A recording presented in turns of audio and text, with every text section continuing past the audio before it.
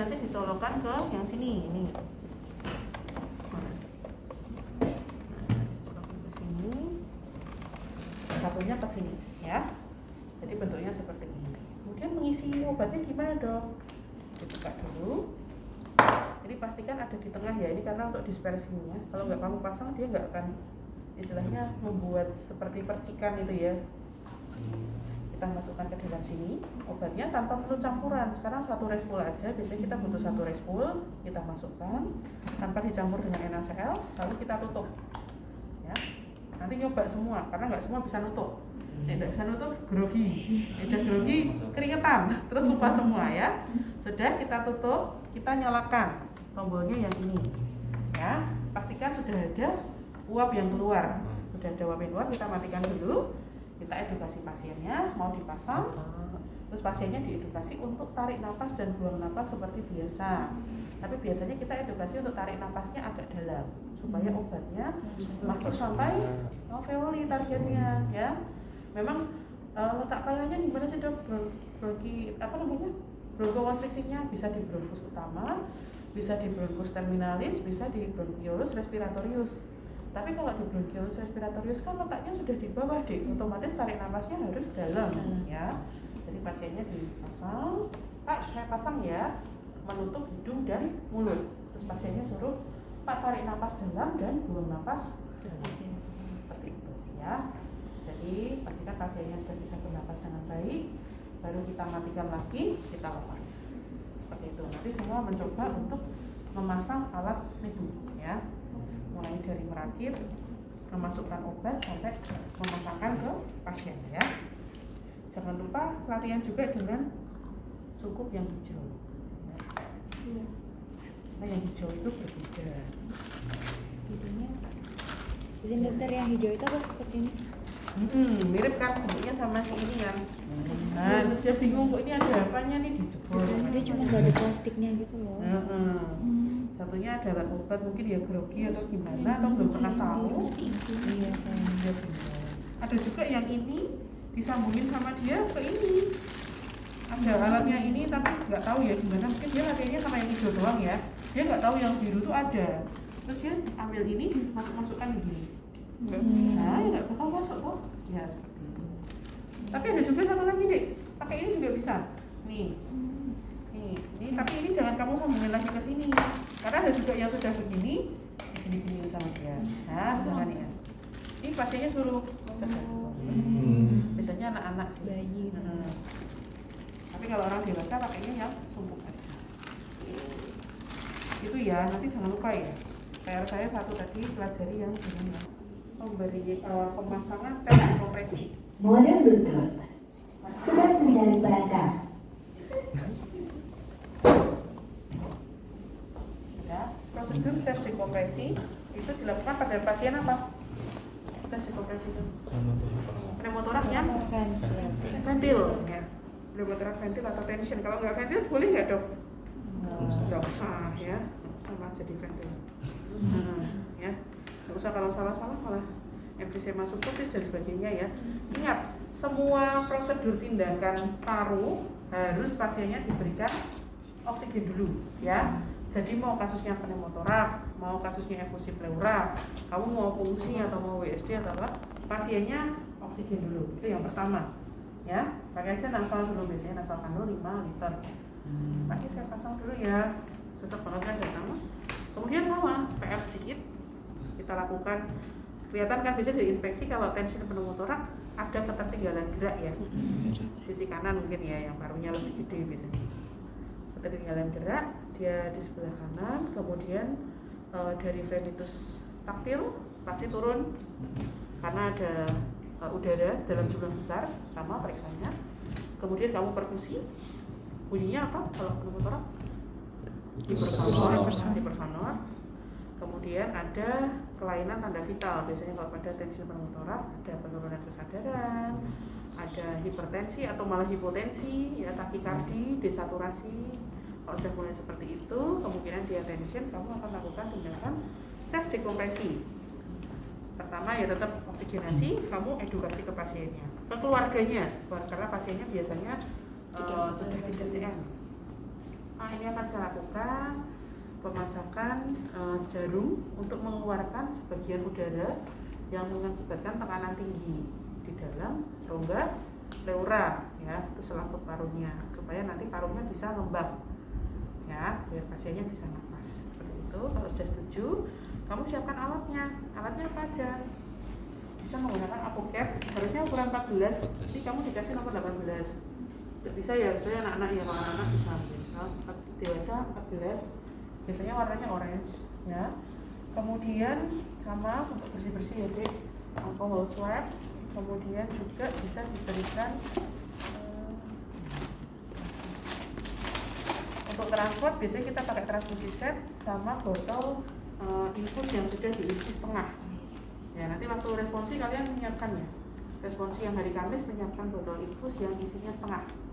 Ya, gitu. Ini karena belum ada, kita pura-pura aja ya. Nah, anak bantal tadi. Sini kita pakai bantal. Kita tusuk ini, mungkin tusuk ini toh. Jadi rugi ya kita. Nah, ini aja ya biar kelihatan. Oke, ini anggap heading dada pasien. Ya, buka ya. Sama kita lakukan dulu. Posisinya di mana kalau mau chest dekompresi? SCC 2, linear, mid, clavicular, SCC apa? Debitorak yang terkena. Jangan pneumotoraknya kiri, kamu yang kanan ya. Nanti jadi bilateral ya. Gitu. Jadi kamu tentukan dulu kanan atau kiri, kamu tentukan SCC-nya. SCC 2, linear, mid, clavicularis, debitorak yang terkena. Bisa juga ada SCC 4 atau 5 ya. Ada ya, ada 2 pilihan. Silakan nanti dibaca aja, itu ada ya. Terus kita tentukan, sorry ini tak geser ya supaya saya di sebelah kanannya. Nah, pertama yang dilakukan itu kita bersihkan dulu SCC 2-nya.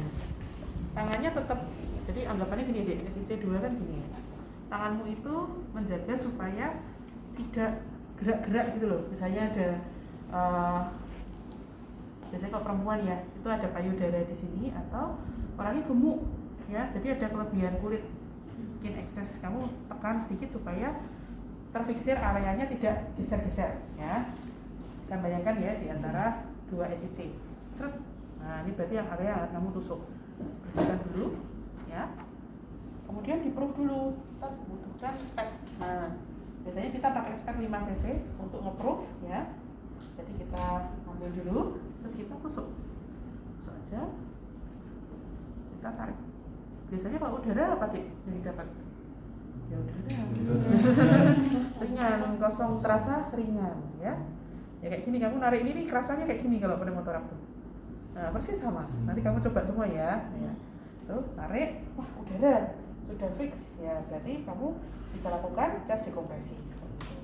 Kemudian kita ambil ApoCatnya. Ini harusnya ada asisten biasanya. Kamu kan tetap nggak boleh geser deh. Ininya tetap harus ada ya. Nah, harus difiksasi. Terus kamu lakukan penusukan dengan ApoCat 14G. 14 atau 16 bisa. Tegak lurus ya. Ini biasanya kemarin nggak bisa nembus si bantalnya deh. Jadi biasanya tak angkat dikit. Nah, gini aja ya. Jadi gini. Terus kamu tarik sedikit jarumnya, ininya kamu masukkan ke dalam. Ya. Karena ini bukan pakai mainnya, jadi nilainya ini ketutup. Bisa paham ya? Nah, seperti ini. Ya, terus kita fiksasi. Ingat menyiapkan laser belum pakai handscoon harusnya. Karena kemarin pada kesulitan pas responsif bareng pakai handscoon, nempel semua, kamu taruh di meja dulu ya. Jadi sebelum ini kamu nyiapin dulu. Ya, jangan lupa ya. Nah, kamu fiksasi seperti ini. Sudah selesai untuk chest dekompresi yang tanpa transport. Tapi misalnya kamu bekerja di rumah sakit tipe C atau tipe D, di mana di sana tidak ada dokter yang bisa melakukan pemasangan BSD. Kamu harus mentransport pasien ini ke rumah sakit terdekat yang bisa ada layanan untuk pemasangan chest tube. Jadi chest dekompresi ini bukan tindakan definitif, dia hanya life saving sementara ya. kamu harus melakukan transfer pada pasien ini. Otomatis kamu harus membuat semacam mini WSD. Nah, itu menggunakan botol tadi. Ya, saya botolnya nggak ada ya. Botolnya nggak ada. Nanti pas responsif kalau bisa ada botol infus isinya setengah. Ya, setengah. Jadi kamu buang setengah. Kemarin yang kelompok satunya sudah bawa. Nanti pas responsif kamu minta aja. Ya, itu kamu colokkan channelnya di sini. Ya, ini biasanya ada fiksator yang lebih kuat. Biasanya saya pakai ini saya potong deh. Nanti kayak gini bentuknya. Nah, ininya buat fiksasi. Ininya saya potong, tahu kan? Cuma potongnya harus pakai cutter gitu loh. Karena kalau gunting ya guntingmu rusak ya. Supaya dia bisa berdiri. Ya. Atau mau menggunakan kardus juga boleh ya. Intinya kamu lakukan penyambungan dengan infuset ini. Terus kamu gunting ujungnya sampai sini juga boleh. Ini nggak dipakai. Terus ujungnya ini kamu masukkan ke dalam botol yang terisi infus setengah tadi, tercelup ke dalam airnya. Terus kamu buka selangnya supaya udaranya bisa mengalir ke dalam botol tadi membentuk sistem tekanan. Kan di sini tekanan positif, di sini berarti harus tekanan negatif supaya tekanan positifnya bisa berpindah ke luar. Gitu ya, bisa paham ya? Ininya jadi dipotong, ini masuk ke dalam botol tadi, seperti itu ya. Itu untuk transport ya, transport WSD, mini WSD. Habis jas kompresi dilakukan mini WSD. Tapi kalau cuma misalnya kamu mengerjakan ini di rumah sakit Muardi atau di rumah sakit UNS di mana dokternya standby, dokternya kan ada, ya udah kamu sampai situ aja tadi, khusus sampai itu aja, nunggu dokternya datang, paling bu fiksasi aja kan, nanti dokternya langsung pasang WSD yang defibrilator seperti itu. Nah, untuk jas dekompresi itu. Berarti kalau misalnya WSD itu masih di titik yang sama di SIC 2 itu? Oh enggak dong, WSD nanti ada sendiri. Oh, berarti ini sementara tadi yang ini. Ini di atasnya. Nah, kemudian sekarang kita lanjut ke fungsi ya. Ini sudah ada albuket 14G, terus ada infuset. Nih. Kemudian ada orange bag. Orange, plaster juga boleh, strap untuk proof ya, proof diagnostik. Jadi pertama mesti proof dulu, mau cairan mau udara harus dipastikan ya. Proof itu memastikan dia benar-benar ada di situ. Ini terus lidocaine. Karena lidocaine tidak ada, pura-puranya lidocaine ya. Ya pakai lidocaine. Nanti pastikan waktu responsi ada semua ya lidocaine. Tidak nemu.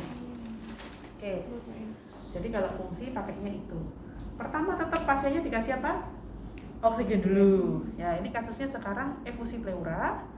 Dia sebelah kanan, biasanya pasiennya posisi duduk. Ya, pasien posisi duduk. Kita anggap ini posisinya duduk ya. Posisi duduk kita sudah menentukan SIC-nya. Tadi kan ditelusur, misalnya dia di SIC 4 atau linea mid aksilaris anterior kanan. Kita sudah mendengarkan menentukan titik ekofoninya dengan stetoskop tadi. Pertama yang dilakukan apa Dek? Tetap proof dulu. Proof dulu kita bersihkan dengan alcohol swab. Tangannya sama persis ya kayak tadi. Ada asistennya satu orang di sini. Kita bersihkan dulu. Nah, setelah itu kita proof. Tidak boleh geser asistennya. Ya, kita proof dulu. Kita aspirasi. Ada cairan positif warnanya kuning, saya begitu. Biasanya kita nyebutnya seros atau serosantokrom ya, atau pus ya seperti itu, atau kemerahan boleh ya. Kita tarik cukup, posisinya di situ. Biasanya nanti untuk sampel deh, yang ini untuk sampel untuk pengambilan pemeriksaan analisis cairan pleura, tampilan untuk laboratorium ya. Kemudian tadi kan sudah dilakukan proof, posisinya sudah pasti. Kita lakukan anestesi ya dengan menggunakan lidocaine sama, biasanya pakai sperma 5 cc juga, lidocaine-nya penuh ya. Kita lakukan anestesi, disuntik di titik yang sama tadi kita proof. Karena ini untuk fungsi biasanya cuma satu titik aja, nggak usah pindah-pindah.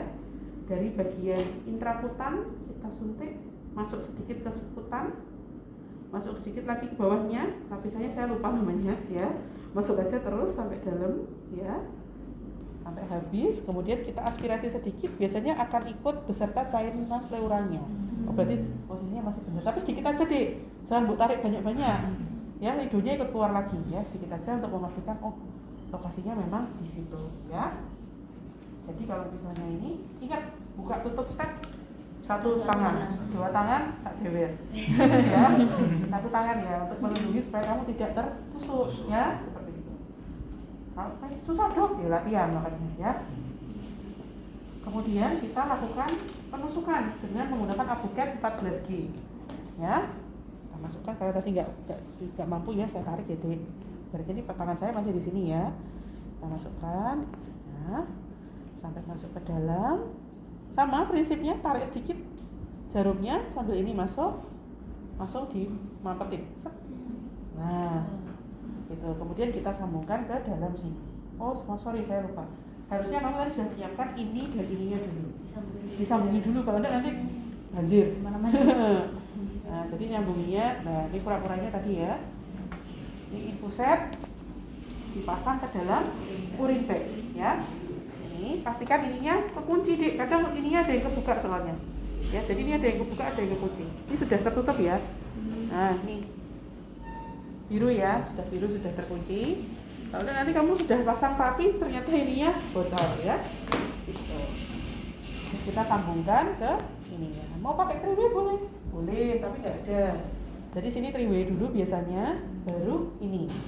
Terus kamu alirkan, dipegangi. Kalau fungsi pleura nggak bisa ditinggal dek. Kalau fungsi asites atau suprapupik boleh kamu tinggal, nanti di plester tinggal visit sak bangsal nggak apa-apa ya. Tapi kalau pleura jangan harap kamu tinggalin, nanti bisa-bisa pasiennya plus ya. Jadi kamu tungguin sampai kira-kira 1000 atau 1500 tergantung kemampuan pasien ya. Posisinya dia tetap di bawah. Setelah selesai, pasiennya nanti kita tutup lagi dengan menggunakan kasa atau misalnya menggunakan alkohol swab. Tapi biasanya pakainya kasa sih. Tapi kayaknya udah kasa ya. Oh iya. Nah ini kita pakai kasa. Kita ambil satu untuk menutup supaya tidak terjadi akumulasi cairan di intrakutan, karena akan menjadi emphysema necessitan biasanya ya. Kita tutup, pasiennya suruh tarik nafas, suruh buang napas. Nah biasanya kayak gini nih, kalau perawat refleks, bu, kok dilepas ya, tarik napas. Kenapa? Karena mereka biasa kalau narik infus pasiennya suruh tarik napas. Tapi kamu tahu kalau tarik napas tuh kalinya ngembang nggak? Nah kalau ngembang nyenggol ini nggak? Nyenggol, berarti harusnya buang napas. Bu, tiup ya bu, tiup terus, tiup. Pasti tidak akan batuk, tidak akan sesek kalau kamu aba-abanya seperti itu. Tapi kalau pasiennya waktu kamu narik suruh tarik napas, biasanya batuk-batuk ya, tidak apa-apa, tapi batuk-batuk tidak nyaman ya. Jadi aba-abanya dibalik ya, bu, tiup terus sambil ditekan-tekan di daerah sekitar luka tusukan supaya tidak ada akumulasi cairan di intrakutan. Baru kita tutup dengan plester. Gitu ya, itu untuk fungsi pleura. Fungsi ini alatnya sama dik, mau fungsi pleura, mau fungsi suprapubik, mau fungsi asites, alatnya sama semua ya. Cuma kalau fungsi pleura ya itu agak hati-hati karena kita tahu paru itu organnya tidak menetap, jadi dia kembang-kempis tergantung fasenya ya. Jadi kalau misalnya abdomen mungkin malah lebih aman dibandingkan dengan paru ya. Oke, ini sudah fungsi, sekarang tinggal WSD. Kalau WSD, nah ini dulu. WSD ini kompetensimu sebenarnya belum sampai, tetapi kamu harus tahu untuk alat-alatnya dan stepnya ya. Jadi jangan tidak bisa sama sekali. Yang kemarin itu ada yang respons itu nggak bisa plus satu orang, tapi yang temennya pada bisa. Maksudnya nggak sampai menjahit, nggak sampai apa, yang penting kamu tahu tahapannya. Oh habis ini masang ini, habis ini masang ini, nggak apa-apa. Karena nanti waktu di klinik kamu akan membantu pemasangannya dan istilahnya tahu menyiapkan alatnya, dan kalau bisa malah langsung asisten operator ya, langsung misalnya suruh jahit bisa atau enggak, nanti langsung jahit. Ya, tapi kalau untuk teknik ini saya tidak sampai jahit, yang penting kamu tahu step-stepnya ya. Alatnya apa aja? Sama yang tadi. Oksigen ya, pasien selalu diberi oksigen dulu. Kemudian step untuk probe ya, tetap di probe dulu.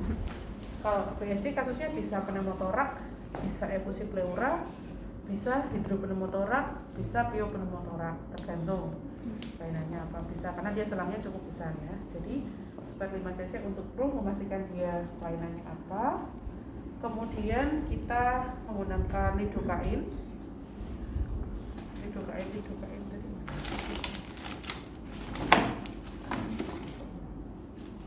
Ada di situ. Mana? Oh iya. Iya, lidocain. Nah, kemudian kita menggunakan ini ya, acting set benang nomor 2. Ini sebenarnya bukan benang nomor 2 ya, nomor 2, anggap aja dia. Kemudian kita menggunakan scalpel dan mesh. Kemudian ada juga needle holder, gunting. Kemudian menggunakan klem bengkok ya untuk menyiangi ya. Nah, terus juga menggunakan ini thorax catheter. Jadi kita pakai ukuran bisa 24, 28, 32 untuk kasus-kasus yang dengan efusi pleura atau emphysema. Ini kecil banget. Ini kecil ini biasanya hanya untuk yang pneumotorak. Pneumotorak makin kecil makin bagus biasanya, karena jarang bocor pinggirnya jadi emphysema subcutis. Tapi kalau misalnya yang efusi atau emphysema atau misalnya efusi pleura yang berjenisnya besar, kita pilih yang diameternya cukup besar, karena kalau enggak nanti mampet deh. Atau mungkin hemotorak ya, gampang terjadi clotting. Kamu kalau pakai ini capek kamu tiap hari bersihin doang ya. Dipakai ini, kemudian kita sambung dengan NGT. Kita cari NGT. Raden. Saya gunting. Ya nggak, saya sebenarnya kan ada kurus ya. Saya pakai itu dulu. Nggak apa ya. Ini saya gunting bagian yang bolong-bolongnya. Nah, pura-pura nanti kamu nggak ngerti. Gitu. Nah, ini pada pikir juga ya.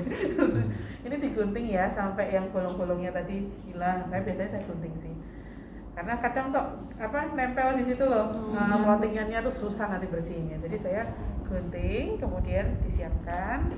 Kemudian juga menggunakan transfusi set, tetapi cuma ngambil rollernya aja. Nah, rollernya ini, tapi ini karena sayang ya, jika kita anggap rollernya sudah dipasang di sini ya, gitu ya, rollernya kita pasang di sini, gitu. Nah, sekarang kita mulai pemasangan BSD. Kasa betadine untuk desinfeksi juga dilakukan semuanya. Betadine, berarti saya buat betadine. Nah, ini. Oke, nah pertama yang dilakukan apa? Sama, skenasi posisinya dulu. Pastikan dia ada. Kamu kedinginan apa balik? Oke. Yang kemarin kepanasan aku nggak nyala, ini kayaknya adem banget. Beda-beda lah. Kelasnya lain-lain ya. Oke, jadi pastikan posisinya dulu. Kalau kasusnya itu emphysema, otomatis seperti efusi. Kasih dia berapa dengan ego tadi, kemudian kamu probe. Pneumotorak ya sama ya. Pasiennya biasanya posisinya duduk, setengah duduk kalau kita pasang ya. Kita probe dulu, masukkan sama. Warnanya biasanya kayak jus jambu. Ada yang suka jus jambu? Ya warnanya kayak gitu ya. Warnanya kayak gitu. Kita jus mangga. Ya warnanya seperti itu. Jadi apa namanya? Kalau buah naga jarang deh. Sampai segitunya ya. Nah, terus kita bersihkan dulu. Kita bersihkan daerah yang akan kita lakukan pemasangan BSD dengan menggunakan betadine dan alkohol. Ini agak luas soalnya kalau nanotimasinya dari sentral ke perifer. Nah, kebalik ya, kemarin ada yang kebalik loh. Ya, betadine dulu, kemudian alkohol. Nah, setelah dibersihkan, kita pasang duk steril berlubang. Bayangin ya, nggak ada soalnya. Nggak ada ya. Dibayangin. Nanti kalau pas responsif boleh kamu bawa ya. belum steril, berlubang. Lubangnya yang pas untuk masang ini, jangan lubangnya di mana ya. Nah, tadi kan titiknya di sini. Nah, sorry saya lupa tadi, habis nusuk kamu tandai dulu deh. Biasanya saya cuma nekan gini doang sih. Tapi ada juga residen tuh sukanya di spidol-spidol gitu ya. Saya biasanya cuma tekan sedikit tak gitu biar dispersi. Tapi kalau di spidol berarti nggak steril lagi? Enggak, sebelum steril. Nah, masalahnya di spidol tuh nanti di steril tuh hilang. Makanya saya lebih suka ditekan dikit tuh. Tapi residen saya tuh suka gambar. Mereka suka gambar segitiga itu. Saya sampai heran juga ngapain gambar. Tapi mereka suka gambarnya itu, ya udah biarin aja. Gitu. Jadi itu setelah itu kita tadi kan sudah di-proof ya, sudah tahu. Berarti habis ini ngapain? Anestesi dulu deh, kasihan ya pasiennya. Ini agak banyak pakainya, biasanya kita pakai yang 10 cc ya, 10 cc. Ini dokainya 10 cc. Kita anestesi karena nanti sayatannya sekitar 1 cm dan selangnya cukup besar. Biasanya saya anestesi menyeluruh ya, dari intrakutan dulu. Muter gitu berarti dong? Iya, enggak, masuk aja, muter, terus masuk, muter lagi, masuk ke dalam, ya, gitu. Ada juga yang suka gini, karena jahitannya tuh nanti 4 sisi, mereka suka ini gini anak-anak tuh jahit anestesi di sini, nanti dipindah lagi ke sini, dipindah lagi ke sini. Kalau saya nggak terlalu suka karena nyeri deh, ya. Kalau nyeri saya 1 titik aja, yang penting dia berputar, ya. Nah, setelah anestesinya selesai diapain? Tes dulu. Nyeri bu, pakai pinset. Kurang deh pinset. Nyeri bu, geli. Ini pakainya pinset jadi ya. Pakainya pinset. Ini nggak ada pinsetnya. Ini kok online. Nanti bawa yang ada pinsetnya ya, ada yang nyatat ya, auto responsif. Pinset. Ini nyeri enggak. Biasanya pasiennya tetap bilang nyeri sih, tapi terus nanti lagi ngapain tak giniin pasiennya dia baca berarti enggak apa gitu ya. Gitu. Dia paling takut aja biasanya seperti itu ya. Terus kita lakukan apa setelah ini? Di sayap.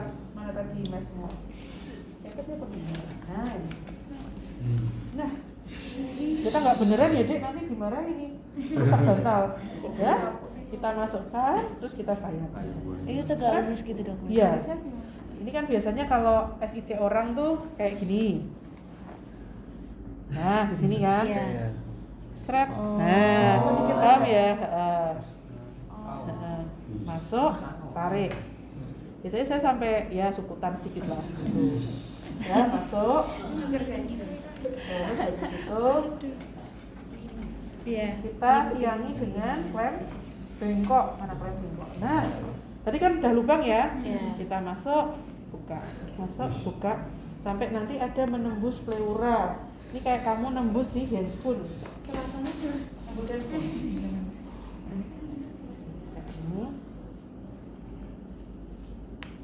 Gitu rasanya. Itu ya. Kalau masih pengen hatinya pasti halus semua ya.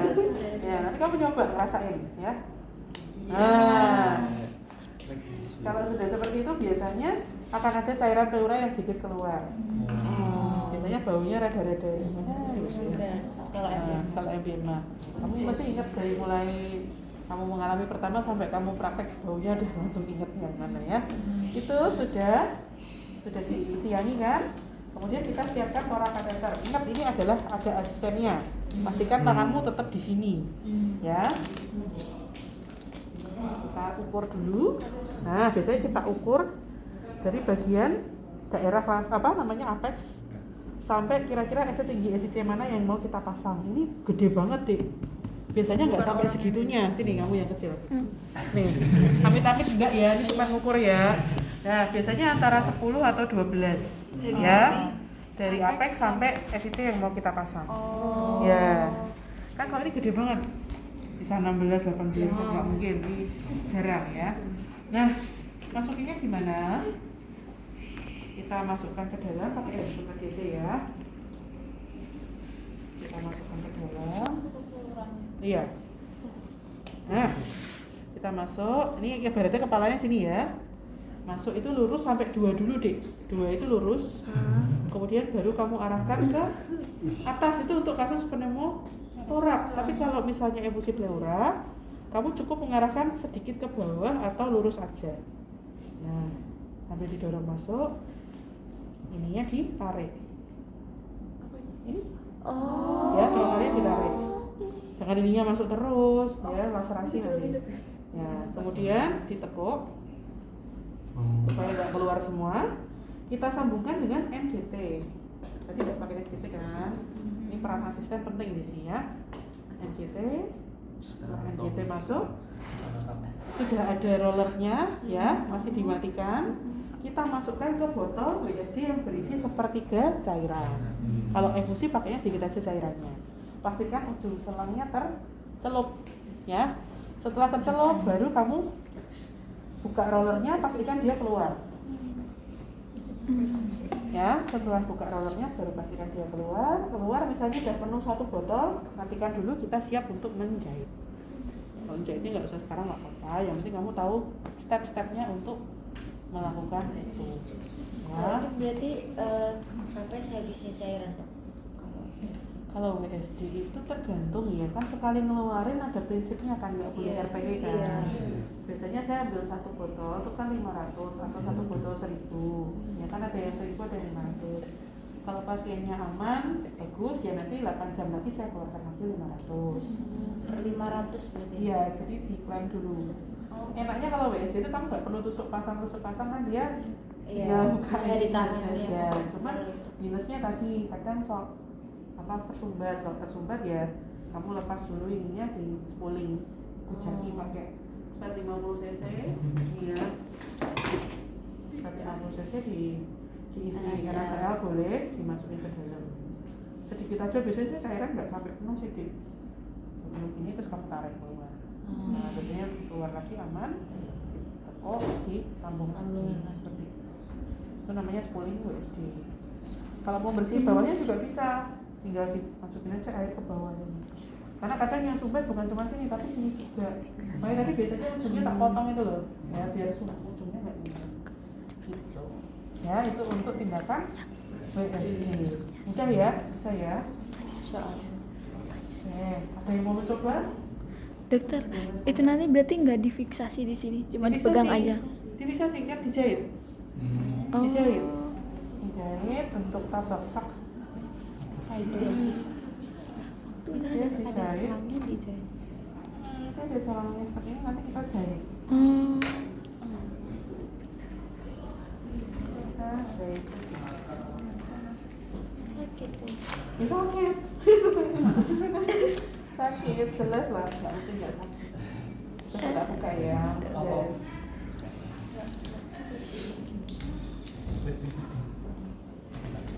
Didokin boro. Nggak bisa deh. Pasiennya itu bisa ini apno. Kalau nggak dia lemes banget biasanya. Kelihatannya topikal ya, tapi pernah nggak pasien kebanyakan idokain itu juga ada gitu. Iya. Aku bercanda. Nggak, dia namanya baik, ya pasiennya nggak apa-apa. Dokter lo paham maksudku. Katanya bercanda, jadi mana bercanda dulu? Ada lagi. Nggak ada ya, dia holdernya. Tahu ini nggak serius. Oh, nggak dikasih. Kan biasanya main semua. Iya. Ya udah nggak apa-apa ya, nggak ada gitu holdernya. Yang ada tekstur itunya kan?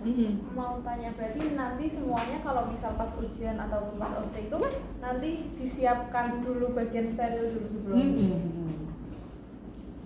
Paling enggak kamu ngerti langkahnya itu buat saya. Ya ini kita jahit ya, misalnya kita jahit. Ini tuh nggak nempel sih. Ya suka-suka saya. Kita jahit. Kamu pegang ini dong. Asisten penting. Terus kita masukkan sini. Sorry ya sebelah sini kemudian. Aduh. Nah, kita jahit yang sebelah sini. Tadi kan dari sini masuk ya. Menjelang gitu ya dok? Hah? Oh itu fiksasi. Enggak, ini buntut. Oh. Nah, karena benangnya kan kecil. Oh. Ini kan dari sini ke sini. Iya. Ya, terus dari sini ke sini. Naik. Ini yang sederhana aja ya jahitnya ya. Kalau yang udah lebih presiden dia jadi lagi. Ya.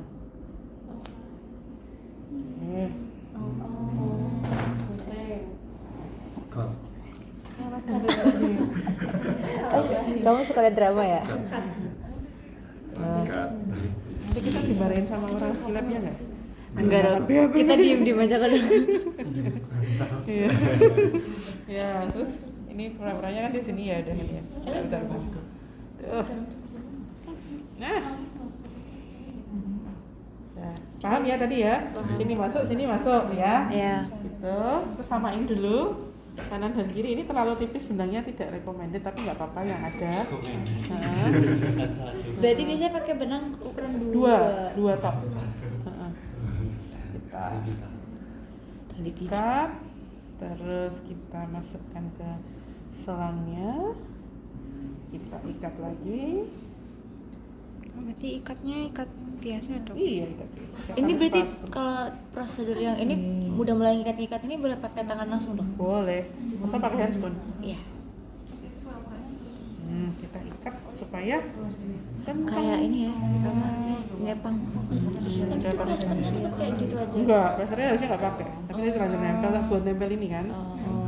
Oh, berarti harusnya dipegangin ya dok waktu jahit, jadi nggak Biasanya sih, pakai. kalau lubangnya pas nggak perlu dipegangin, nggak apa-apa deh. Oh, dia nggak akan Lubangnya lepas. kan nggak ada bantalnya bolong, jadi aku semarahin. Yang ini berarti sampai ngerasa udah cukup, udah cukup. Cukup kuat, biasanya 3 atau 4 kali ini baru saya jahit.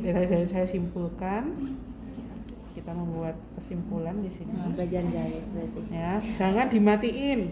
Oh iya. Jangan dimatiin itu ya. Sisakan sedikit. Nah, kemudian kita membuat kasatren.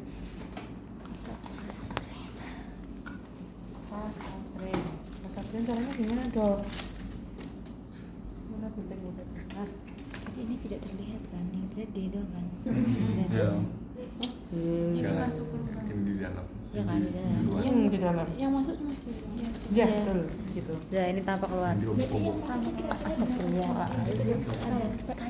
Ini sampai sini tadi 12. Saya harusnya jadi di sini. Harusnya di 12 ini. Oh, ini Ini di dalam. Iya, no. Sampai dua tadi waktu ngelepas Jadi untuk kasatren ini anggap aja di dalam ya semua ya, di dalam. Benangnya itu tidak boleh nyentuh kulit, tetapi juga tidak boleh kelihatan di luar. Jadi harus kamu sembunyikan di antara kasa. Ya, kalau kelihatan nyentuh kulit dia akan terjadi nanti kering, jadi infeksi biasanya. Kalau di luar jadi sinetron. Ya, jadi seperti ini ya. Jadi nggak boleh kelihatan dari luar, ditutup pakai plaster ya. Di pavik yang agak besar gitu. Nanti sininya juga dibuka. Ya itu untuk jahitan WSD. Tapi biasanya kalau jahit nggak saya suruh masih. Tapi kalian mau latihan juga nggak apa-apa. Ya moga-moga iya sih kalau saya. Ya harus cukup. Gimana? Belum kalau Ya gitu. Kalau jahitnya udah belum sih? Kalian belum ya? Apapun belum? semester 7. Jahit apa semester 7? Sunat. Terus apa lagi? Luka. Ya, makanya harusnya itu dulu. Baru ini saya juga bingung. Oh, berarti enggak usah. Ya itu terserah, saya mah ikut aja. Tapi waktu OSC pakai maneken atau pakai bantal juga dong? Pakai orang. Nggak tahu saya. Nggak tahu deh. Nanti kita lihat. Ya pakai bantal dulu aja lah kalau OC. Nanti OC yang beneran. Responsi apa OC? OC. Wah, kalau OC saya nggak tahu ya. Nanti kita lihat aja. Kejutan. Ya, digigit. Kalau responsi pakai bantal. Atau mau ada yang jadi pro bandus juga nggak apa-apa.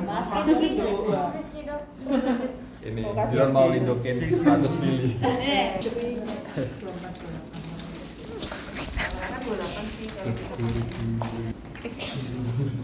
Ya, ada yang mau ditanya? Nggak ada. PSD? Aman ya, sudah semua ya?